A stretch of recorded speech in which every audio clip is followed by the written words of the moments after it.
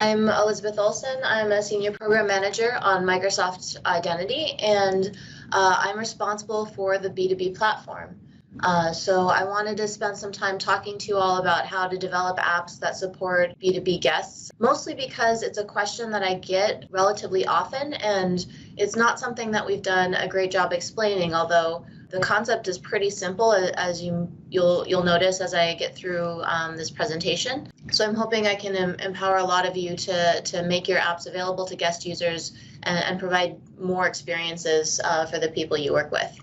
So before I get started, I want to just give everyone a quick overview about Azure AD B2B and what it is and how it works. So B2B is really just a set of capabilities within Azure Active Directory that enables organizations of all sizes in any industry to collaborate easily with the people they work with using any account in a secure and trustworthy manner while still maintaining their compliance and governance requirements. And so this is a system that we've built to be really easy for both end users to use for their collaboration needs, so they don't always have to involve IT in order to collaborate across an organizational boundary. But we also want it to be easy for admins to manage and get their compliance requirements met. As part of B2B, the people that you invite into your resources, they use their own credentials to access those resources. And that's really powerful because it means that you don't have people juggling multiple credentials, multiple passwords, maybe writing them down on a Post-it on their desk, and it's easier for them to remember because they're already using it. They might even get single sign-on to your resources. And we can support not just other Azure Active Directory accounts, but also MSAs, Google accounts, other email providers. Pretty much any email-based account can be used for B2B.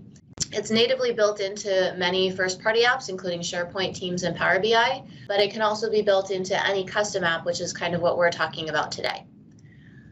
So some terminology to just make sure we're all on the same page when I'm talking about various concepts. First thing I want to talk about is the home tenant. So this is the Azure Active Directory tenant that owns the user account. Or if it's not an Azure Active Directory tenant, we'll still call it a tenant, but it's basically the identity provider that owns the user account.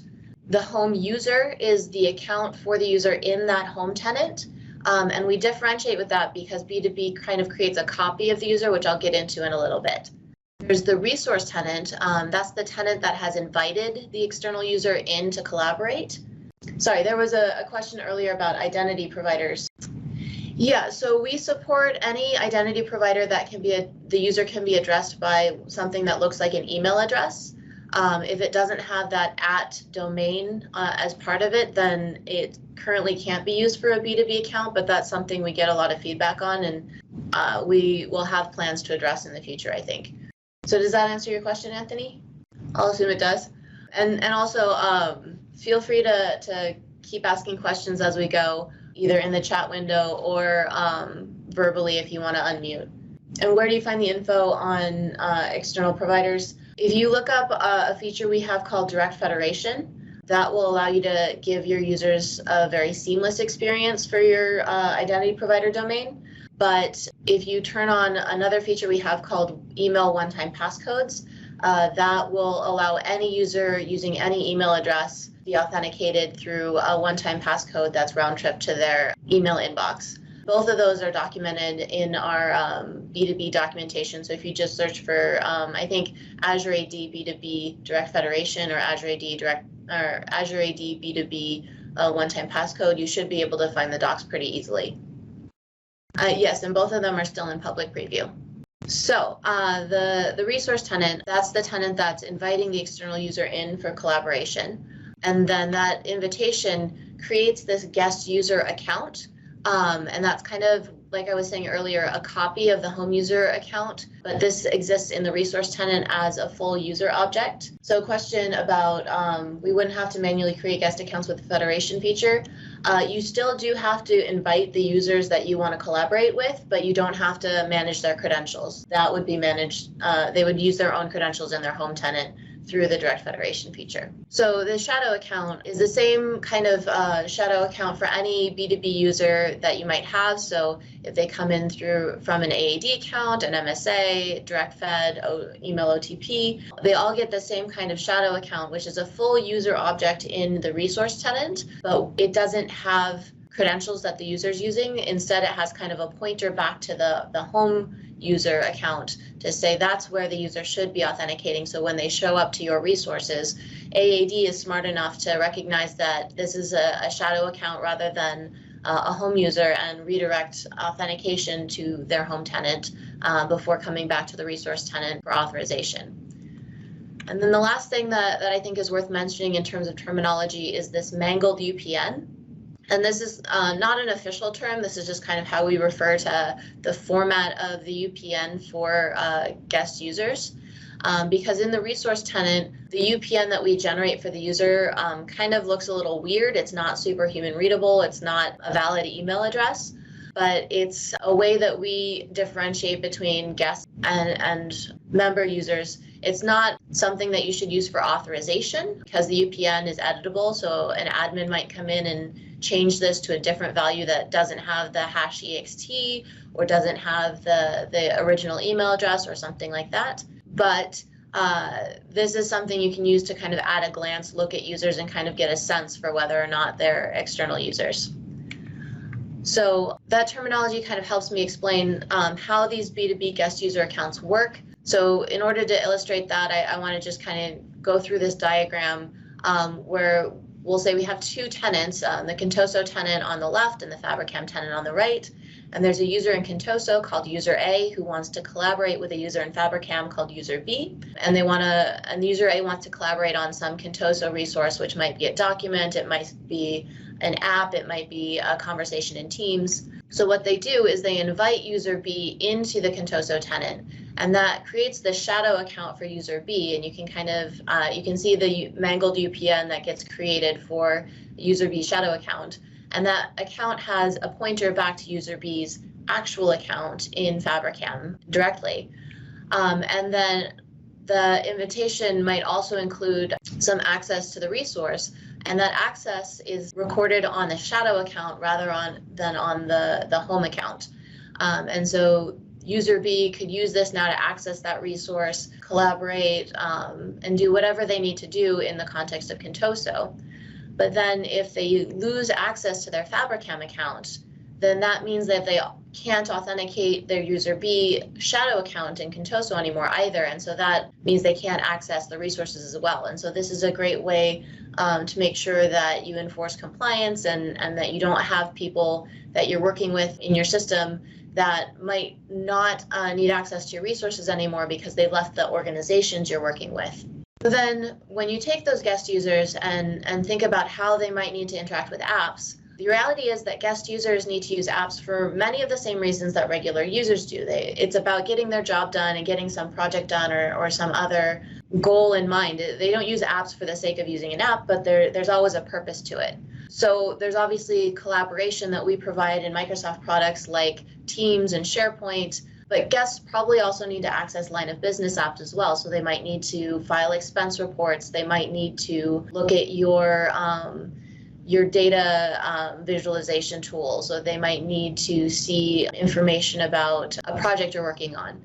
And the thing that I think most people aren't aware of is that apps that are using a tenanted endpoint today, they might already support guests. And that's something that I found a few people who have internal apps that they were surprised that guests could access, and it was because they were using a tenanted endpoint and not really doing any other authorization of the user. On the other hand, multi-tenant apps or apps that are using the common endpoint for authentication generally can't be used by guests because the users will always be authenticated in their home tenant.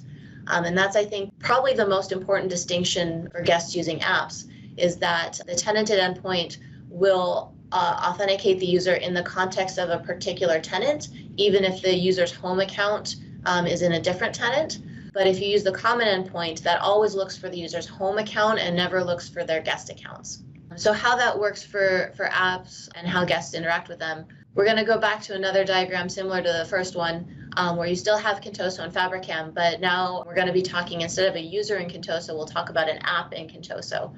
And so you're probably familiar with how apps work, where you have the app object, and that represents kind of the registration of the app and how it's defined. And then you have the service principal, which is more of like the instance of the app running. And for a single tenant app, both the service principal and the app object are in the same tenant. And so if you want to have a guest user using this app, then you'd have user B have their shadow account in Contoso, and you can kind of see the mangled UPN and whatnot that help indicate that this is a guest user. But the main thing that makes it a guest user is that it was invited through the B2B flow.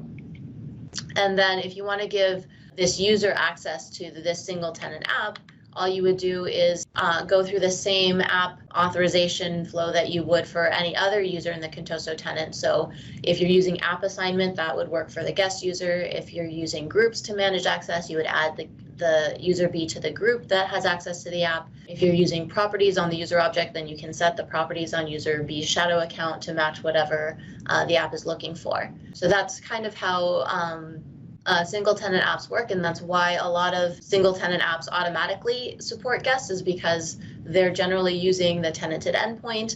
And since user B is just a user in Contoso, or their shadow account is just a user in Contoso, all the same app authorization controls that you have for users in Contoso apply to user B as well. And if you go further and you think about multi-tenant apps, kind of the same model for how the apps work, except in addition to having the service principal in Contoso, you might have the service principal in other tenants like Fabricam. And that means that Fabricam has another instance of the app that they're using for Fabricam users. So user B might be using the app in the context of Fabricam, and so they're using their Fabricam credentials and their Fabricam account to access the app in the Fabricam context. But they might also have a shadow account in Contoso or a guest account in Contoso, and they might be using the app in the Contoso context as well. And this is a case where they might, either one of these uses is valid. The Fabricam use is kind of the typical multi-tenant app use that we're all familiar with, whereas the Contoso case is the guest account use of an app. And you might even have, obviously a multi-tenant app can be used by pretty much unlimited tenants. And so you might have a third tenant where user B also has a shadow account. And you can notice that the UPNs for these two accounts are different, but they both point back to the original user B account. And in Northwind Traders, user B would have access to the account through the service principal again. And so the thing that's interesting here is to just consider, as you think about how guests could use a multi-tenant app, does it make sense for them to use it in multiple contexts? Is the center of gravity for their usage the tenant that they're interacting with the app in, or is it more the user that's interacting? Because that will define the experiences that you want to give to your users around controls for switching between tenants, aggregating data across tenants or not. And so in some cases, it might make sense to give a user a kind of roll-up view of their activities across these tenants. And in some cases, you might want to be really restrictive of how the user interacts with the data and make it very contextual on what tenant they access it from. So then how do you authenticate a B2B user? And I kind of have talked about this a little bit already, but it basically just boils down to, it's the same as authenticating any other user that you have using your app. But in order to get guest users into your app, you have to be using a tenanted endpoint rather than the common endpoint. And that's really the main difference in authentication. There's some details around parameters like login hint that aren't relevant or useful for guest users, but by and large, if you just make sure you're using a tenanted endpoint, then B2B users will be able to authenticate to your app. So then the next question is, what do you do about authorization? So they're in your app, how do you decide whether or not they should be able to use it, and what should they have access to within the app? And that really boils down to the same authorization controls as any other user in the directory. So if you want to use app assignment for authorization, that's available for guest users as well. If you instead want to use groups and use that to control your app access, B2B users can be added to those groups as well. You can use app roles or properties, things like that. There are some directory settings that might limit some of the guest experience, such as enumerating other users in the directory. So if you have an experience like a people picker, you might not be able to enumerate users in that people picker for guest objects. But by and large, the experience for guests in terms of authorization is the same as for regular users. And the main thing to be thinking about is whether or not that's the right choice for your app, or whether you should have additional authorization controls to limit some of your capabilities or some of your information just to internal folks, or if you think that it's appropriate for external folks to use it as well. And so that's kind of the last bullet point that I'm getting to here, is that your app should be explicit about authorization for internal versus external users, rather than just assuming that authentication equals authorization. I've had a few conversations with developers where they were surprised that guest users were in their internal apps, and it was because their apps had just assumed that anyone who could authenticate to the directory was automatically an employee, and that's not an assumption you can make in a B2B situation. When it comes to storing data for B2B users, again, this is really just about the same as storing data for regular users. But there's a couple things that you might want to be aware of. You need to ensure you're using an immutable ID for your authorization decisions rather than something like a UPN or an email. And that's true for regular users as well, but that's certainly something you need to be doing for any of your guest users that you might be storing data for. And then if you want to provide a tenant switching experience, you can build one if you keep track of the user-tenant pairs that are visiting your app. So you might, if you think about that previous example I talked about, you might have noticed that user B had accessed your app from Contoso and from Fabricam and from Northwind Traders. And so you might want to build an experience for user B that allows them to switch between tenants as they interact with your app. So that's an experience you can choose to provide. It's not required. You might decide that users who access your app, when they access it in the context of Contoso, they only see Contoso things, and they have to access it through a Fabricam context in order to see Fabricam things. That's a choice depending on the experiences you want to provide in your app. I think the main thing that is different between B2B users and regular users when it comes to how they interact with apps is really around their claims that they bring in, because there's a few claims in the token that either have different values for guest users or they're handled differently for guest users. And so I wanted to dig into that a little bit to make that clear. And you can use that to decide how that would affect your app. So I think the first key difference for B2B users is the IDP claim, or the identity provider claim.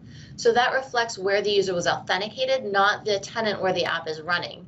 And so this becomes the best way to determine if the user is authenticated externally, because you can check the IDP claim against the context of the app and just make that determination of whether or not the user is external, which you may or may not want to change your experiences based on that determination. UPN by default is not included for guest users, and so that's something that if you're basing a lot of your experiences or decisions on UPN, you would want to make sure that your app is either resilient to not getting the UPN claim, or you would want to make sure that you've requested the UPN via optional claims to kind of force it to come for guest users. And you can also have additional configuration on whether you want to get the mangled version or a more human readable version that you might be able to use in kind of like display in the display to indicate who the user is. The email claim is included by default for guest users where it might not be for regular users. But again, this can be requested for all users via optional claims if you want to have a consistent set of claims across all of your users. There's a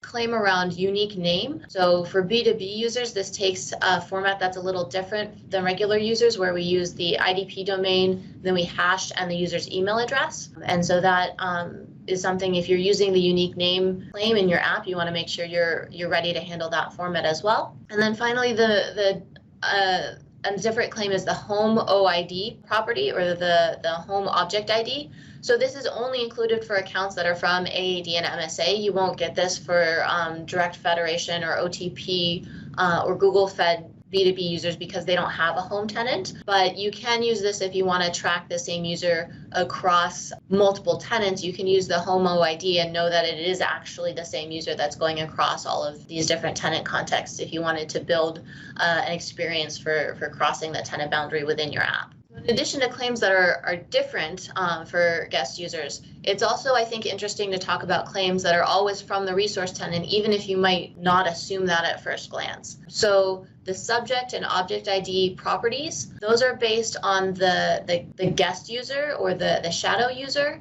in the resource tenant rather than the user in the home tenant. And so this is why we have the home OID property, and that would be distinct from the OID property that you would get for the same user when they're a B2B user.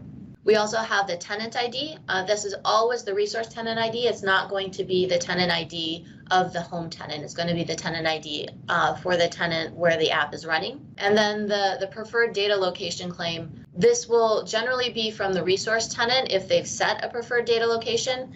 Otherwise, we'll try to read it from the home tenant of the user. So this is more of a best guess or best effort kind of claim, but in general, it will be from the resource tenant more often than not.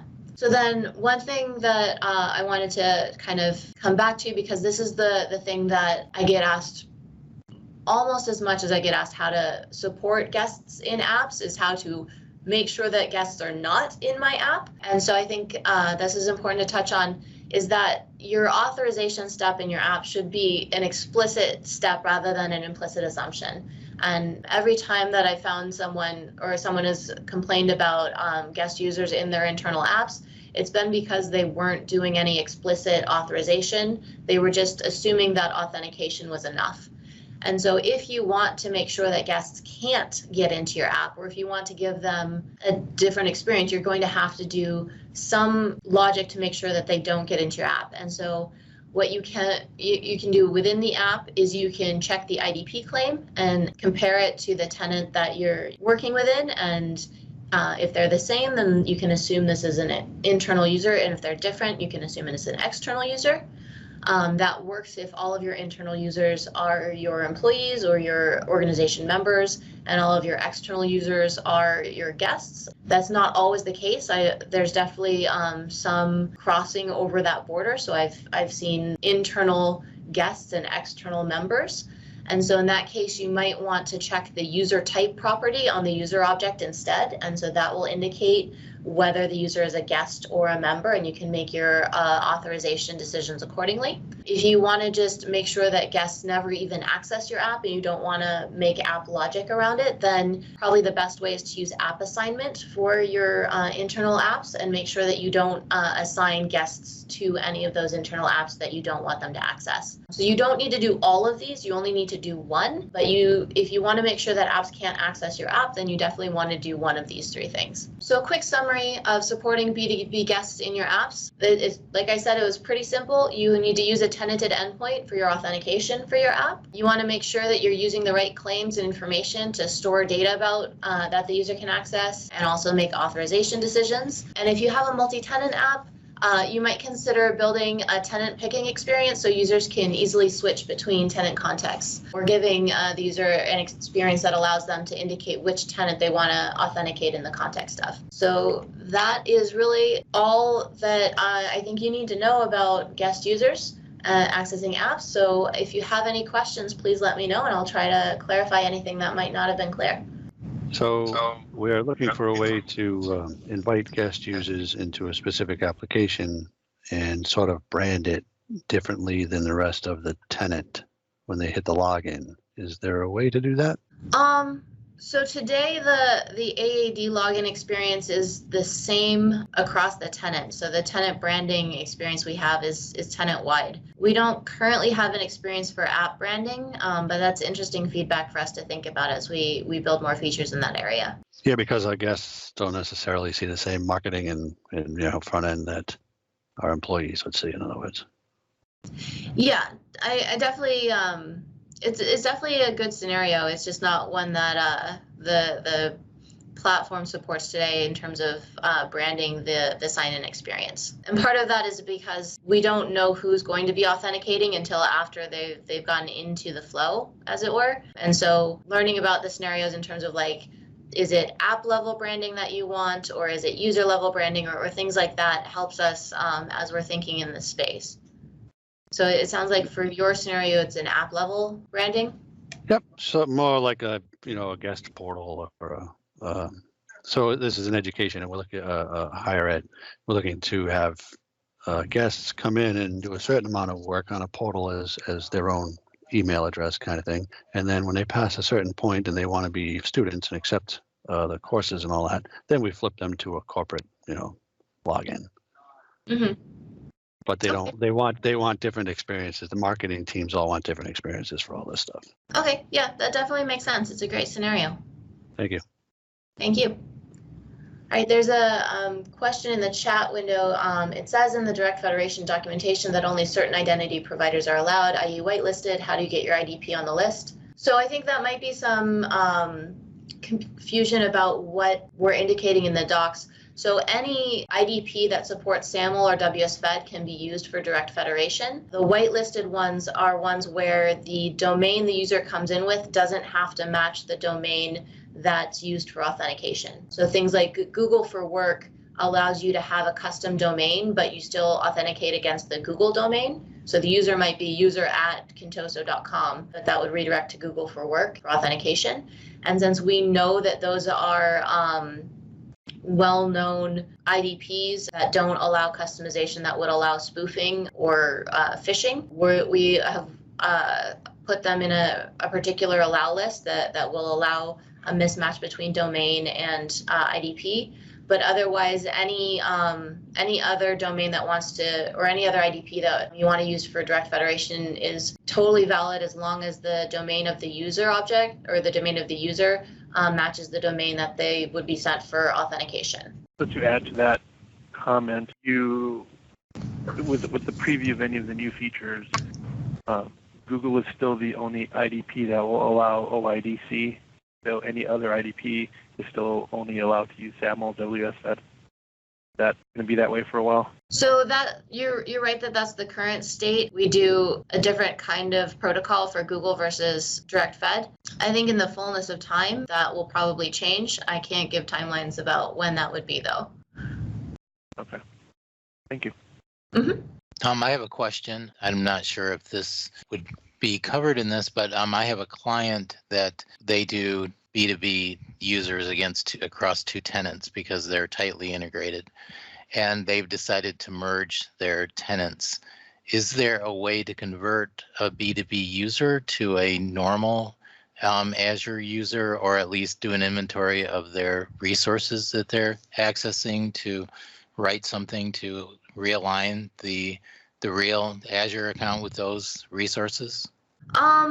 So I don't have a great answer for you today. So today there's account conversion isn't something we really support. It will always, a B2B user is kind of fixed as a B2B user today. It's something we've gotten some feedback on for scenarios like this and a few other scenarios around external users.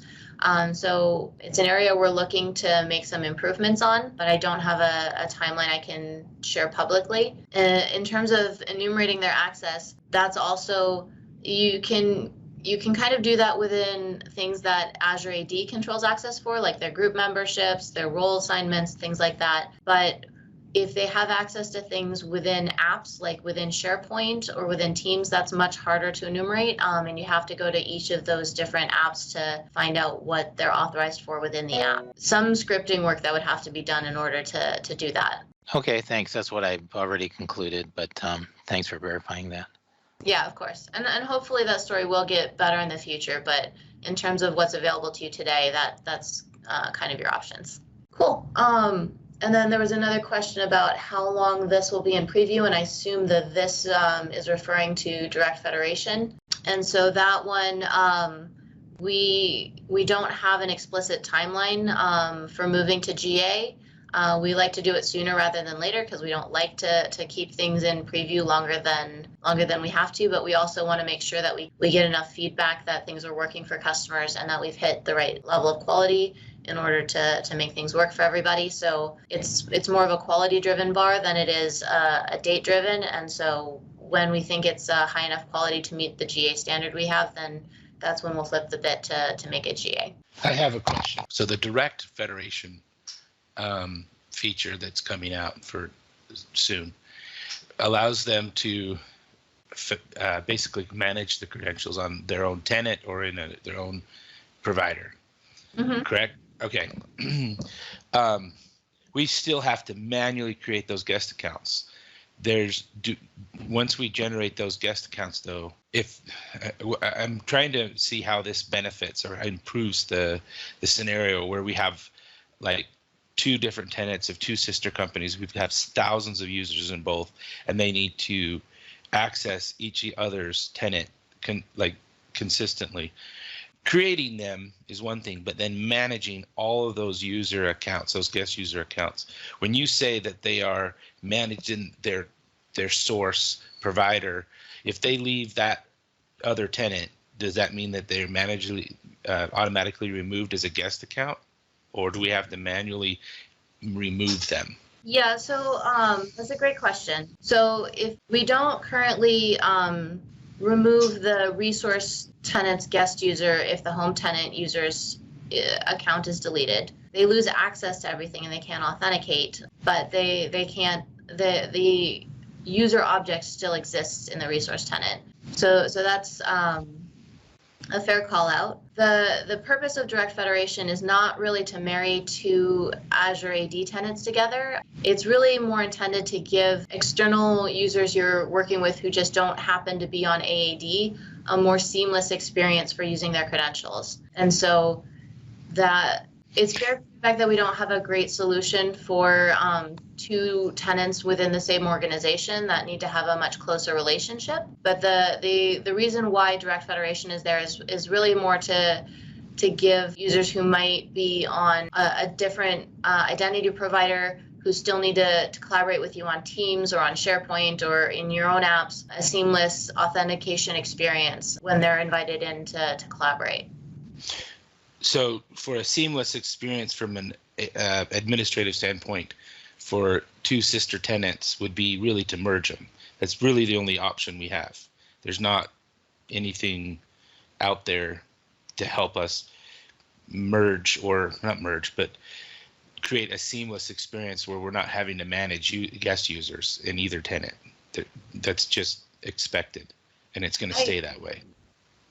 So I can't say that. So let me back up. So you'll always have the best collaboration experience within a single tenant, because there's just whenever you introduce a boundary like that, then you're in a position where you have to poke holes for all the things that you want to do. Now, that being said, this certainly isn't a unique scenario. This is one that we hear a lot of feedback on. We just don't consider it a B2B scenario. And so that's something that we're doing some investments on that I think I can't talk about in a public forum, unfortunately, but we are investing in this space to try to help ease this pain. But B2B might not be the ultimate solution that we provide, because like you were saying, B2B is more about external users that you need to have a copy of their account to manage, not what B2B isn't really intended for the case where you already manage the account on the other side as well. It can be used that way today, but there is a bit of overhead, like you're noticing, in terms of syncing the accounts and doing the lifecycle management. Yeah. Okay, thank you. Mm-hmm. Thank you for the feedback.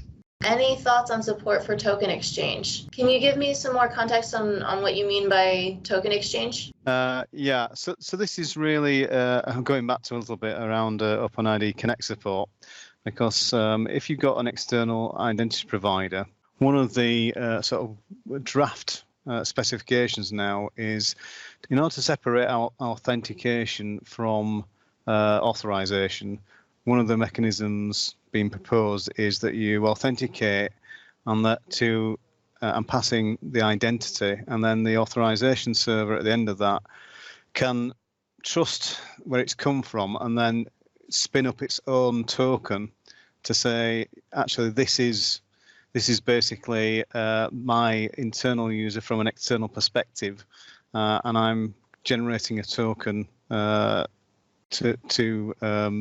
sort of validate that. I can give you actually the RFC that's been proposed. It's still in draft yet, but it's in, I think, editor stage. Mm-hmm. So, and then that would separate out, where you've got external IDPs from your authorization a bit more cleanly, I think. But I'm happy to pass that across to you separately, because I haven't got the RFC in front of me.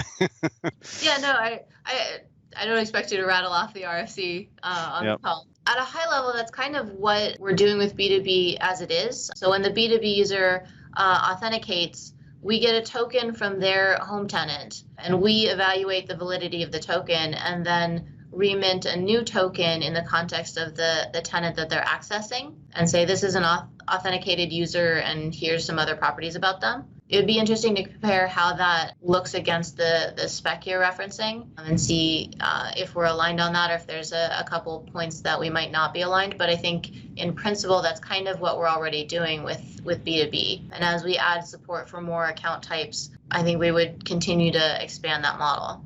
Okay, thank you. All right, Okay. looks like you answered all the questions today. Thank you so much, Excellent. Elisabeth.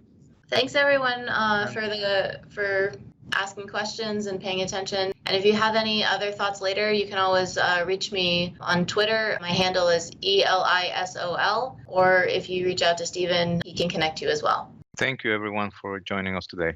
We appreciate it. Thanks everyone.